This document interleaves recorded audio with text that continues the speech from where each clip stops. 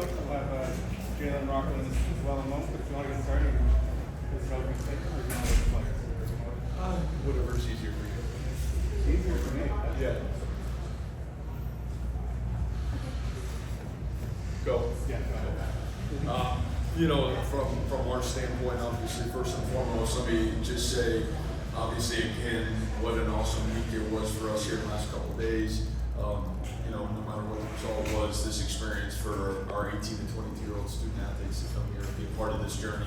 It's been a really special year for Iowa State football and the opportunity to play one more game with this awesome senior class and this team that had an opportunity to rewrite history every step of the way, and to be able to put a great exclamation point on it tonight was really awesome. So really proud of our team. Thank the world of Coach Chris Ball and obviously that Miami team, but great opportunity for us to finish the season the right way. All right, we'll take questions from the room. Raise your hand. We'll start Alex on the right, to the left, and the red jacket. I'm at Channel 9 in Orlando. You've taken this program to new heights and aims and to get the first 11 win season in program history. How special is that to do with this group? Well, I think probably the reality of what that question is, what you said is this group.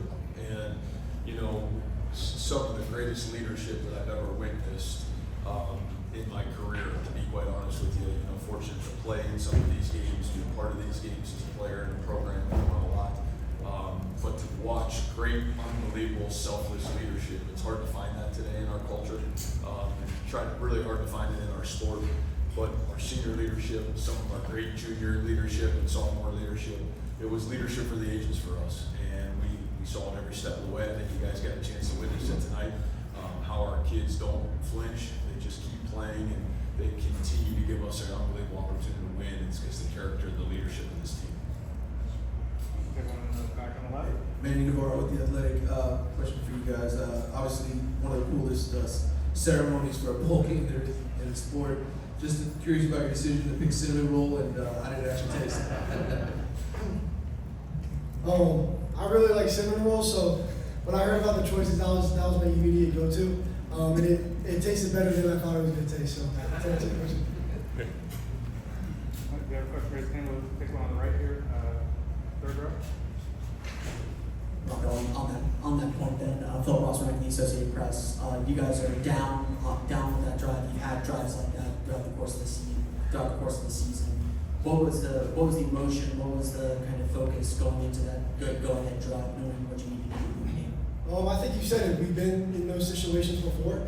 We practice it all the time, and I think our team just has the poise and the calmness to just execute in the biggest moments, and that's what we did. We'll take one back in front and then one on the left. Coach, obviously during the game, this was an exchange with a lot of offense and a comeback at the end. I cover UCF. I saw it happen there at Ames. There were other places, a lot of close games. You mentioned the events throughout the year, being stuff you guys learned from. Was this the culmination of all those lessons to get you to win 11? Yeah, I really feel like it was. This team has faced a lot of adversity, from some really tough injuries that we've had to deal with all year. And they've never flinched. We've been in some really hard spots. We've been in some tough situations, and our ability to just keep playing. And, it's easy to say those things, right? Keep playing and stay in it. But you only do that if the locker room demands it. And you only do it if the seniors and the guys that lead the football team show up every single day since January, and they believe in that, and that's how they work, and that's the standards that they set. And here's this guy who maybe one of the highest drafted guys in the game, and comes out and has, he has 8 catches for 117 yards and a touchdown, and easily could have chosen not to play, right? And the reality of it, you had Bo Freezer, who was one of the great leaders I've ever seen in our program, a 2-time captain, and what that guy has meant to Iowa State football, and who this guy is becoming, and his loyalty that he's given to Iowa State football. And so when you have a locker room and your best players demand it every day, it's pretty easy for everybody else to fall in line. And we're really fortunate because in our locker room, our best players demand greatness every day since January, and really you've seen it in some really tough moments. So we're really proud and we're really grateful for our guys. We're going to take one right down here, and then take 2 around the right. Yeah, Jackson Robert, Board Sports Center. Rocco, you're someone who's come from the west coast of Florida over at Wiregrass Ranch. What does it mean for you to come back to the state of Florida and end your season in this way? Yeah, this is my first game back in Florida at the collegiate level, and it was awesome. I had a bunch of my friends here tonight for the first time to see me play. So no, it was special to me to get this one done. We'll take the last two on the end of the road there, and then we'll go to the second. Yeah, Matt, I'll ask about Bo. Tough to see the way it ended for him. How is he doing right now, and what's his legacy now that his career's over at Iowa State? I think anytime there's an injury, that's tough. But as you guys that have covered us know that Bo has fought through injury for the last every single game he stepped on that field for the last 3 years. There's no greater warrior that has given everything, his body, his heart, his mind, his soul, to a program than that player has. And obviously it's devastating that, it ends in, probably a half early for him. But Bo's gonna be so special in life. Somebody is gonna gain somebody really, really special out there. And I've coached a lot of players, and that doesn't demean any of our great players, because we've got a lot of great ones. But man, what that guy has stood for, his selflessness, his ability to give more of himself, even his body, to this program, is nothing short of incredible. So he'll go down as one of the great leaders of all time in this football program, and he should be considered that forever. We're on the end of the front row and then on the aisle. For Jaylin, has it hit you yet that it's over, and kind of go through maybe what going through your mind, that decisive drive there at the end, the big catch you had down the right sideline? Yeah, we'll go with the drive first. We've been in that position multiple times, and I know Rocco trusted me, and the team trusted each other. Since January, we put ourselves in those situations to be able to be ready for those moments. So when that time comes, we were ready for it. And hasn't hit me yet. I love this team so much. I love Coach for everything he's done for me. This team means the world to me. There's no better way to go out but than a champion. Second row, or we'll go there and then on the aisle. Jaylin, you said after the Big 12 title game that you were going to play in this game. What kind of rewarding experience did you get in actually playing it anyway? Yeah, this meant the world to me. For me to be able to be a leader on this team, and guys trusting me and listening to me, I had to play for them. And those guys come in every day and look up to me. And if I wasn't gonna play, then that's not what leaders do. I feel like so. To be able to play in this game and be able to go out there one last time with this team means everything. As a reminder, please raise your hand if you have a question. We don't know you're asking them to raise a hand, and we'll get a mic to you. Go ahead. Hi, Coach. You talked a lot about how last year's bowl game was a leaping off point for this team. How can a similar kind of mechanism take place for this year heading into 2025? Yeah, I think that's a great question. Obviously we're gonna have a lot of work to do, right? I think because it's a brand new team, and you're losing leadership for the ages. What you hope, and in real football programs, I don't know if you can still build them today, but I hope you can. That the reality of it is that the next group learn from the great leaders, and they've got the ability when it's their turn to pick up and continue to lead what greatness looks like. And you heard this guy talk. Some NFL team is going to get one of the greatest draft picks in the NFL draft next year by drafting this guy, because it doesn't matter if it's college or in the NFL.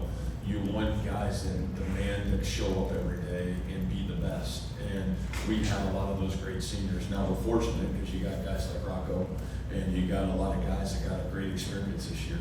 And I think the fool's gold is, oh man, you got guys that play, but do you have guys that can lead like this every day? Do you got guys that show up in January, and February, and March, and April, and May, and June, and July when nobody's watching? That's where greatness lives. And we'll see if we got it. The reality of it is we learned some great lessons along the way, but we'll have a lot of work to do starting here in a couple of weeks back in Ames, Iowa. Take one on the right here, and I'll take one on the aisle.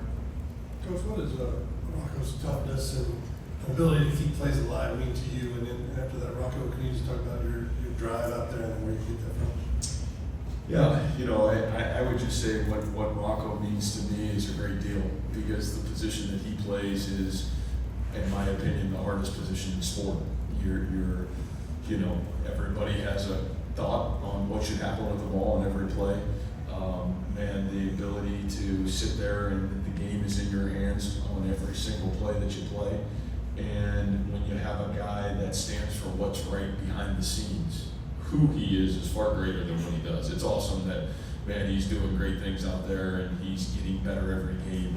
But what this guy stands for in the locker room, how our kids will fight for this guy every single day. It's been that way in the last 2 years. The first game he came in is in 2022 at TCU, and our entire sideline changed that day when he went into the football game. And from that point on, this guy's been on a mission to be great, and there's been good days and tough days. But his ability and his character to have great selflessness, he's the guy that's going to give everybody else the credit when it goes really good, and he's the first guy to stand up and take the blame when it goes bad. And to me, that's real leadership. Hard to find it today, but man, I go to war with this guy any day because of what he's about and what he stands for.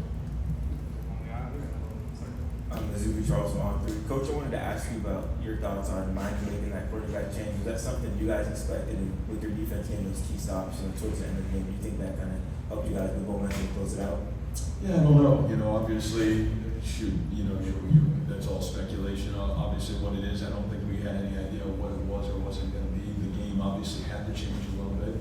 I thought the flow of the game changed, and they came right out in the first drive and got some 12 personnel and really started attacking the running game. And then I thought Coach Aycock and our defensive staff really did a great job adapting, because I think that's hard, to be honest with you. Now all of a sudden the flow of the game changes, and you got to be able to do some different things. We were able to move down orange in the fourth quarter out to play a little bit of 4-eye and some 5 technique, and thought Don really did a great job. And I thought Coach's adjustments in the second half were tremendous. So tricky situation for sure for all of us. Take 2 more on this side, 1 in the second row, 1 in the front row. We'll flip. Coach, the one thing I've noticed about you is you have a tremendous amount of humility, and I'm impressed at Stack with that. I really am. That you signed an extension to stay at Iowa State. How important would it be for you to know that, with all the changes going on in college football, and that temptations would be there for the better jobs, that you can build your own legacy, have a statue, and people can appreciate you in this type of environment where other coaches will be tempted to go elsewhere, and you have it all to yourself, just like we've seen with Kurt Signetti. How important is that type of thing for you? Yeah, I don't know. Honestly, what's important to me is my family. It is really important to me. The people that I work for and with is really important to me. And standing for something that's bigger than a win and a loss. And obviously it's great we won, but the relationship that we have, the relationship in that locker room, man, this sport is a unique sport, and it's the reality of it is we're dealing with some of these children. They're 18 to 22 years old, and our job is still we've all forgot it, but our job, our responsibility is to take a young man to become a man. And the fact that parents trust myself and our coaches to be able to do that, it's my responsibility. So the fact that we get to do that, man, it means a lot to me. I don't take it lightly, and really just grateful to be able to do what I do every day and don't think about the rest of it. So I appreciate the question. And Coach Campbell, you guys started the preseason pick 6 to finish in the Big 12. You ended up going out and winning 11 games. Talk about what that means to you, and also what it means for you to continue to make history at Iowa State. Yeah, it's been a really unique journey here. I've said this before, and so many people, when we took the job and we came to Iowa State, I think said, man, this is, you're going to go to the coaching graveyard. And to be able to now, 9 years later, be able to sit here and look what these young men stand for and what so many before them have done. 2017 and David Montgomery and Joel Lanning and Alan Lazard, and then Brock comes along and what he was able to do and elevate with Breece Hall and Charlie Kolar and Chase Allen and Will McDonald and some great players. And now to be able to sit here today and man, they're going to talk about Jaylin forever. They're going to talk about Bo forever. They're going to talk about Rocco forever. There's just a lot of great value, and to be able to do that with great people, Coach Aycock, a great coaching staff, and to be able to do it with so many great leaders that believe in each other. And again, this is still team sport. It's not tennis and it's not golf, and there's nothing wrong with those sports. But this is about team and getting everybody to believe in something bigger than yourself. It's one of the great rewards, and we're just really fortunate to be able to do it here at Iowa State. Thank you, gentlemen, for Thank your you, time. guys. You can see we have brought in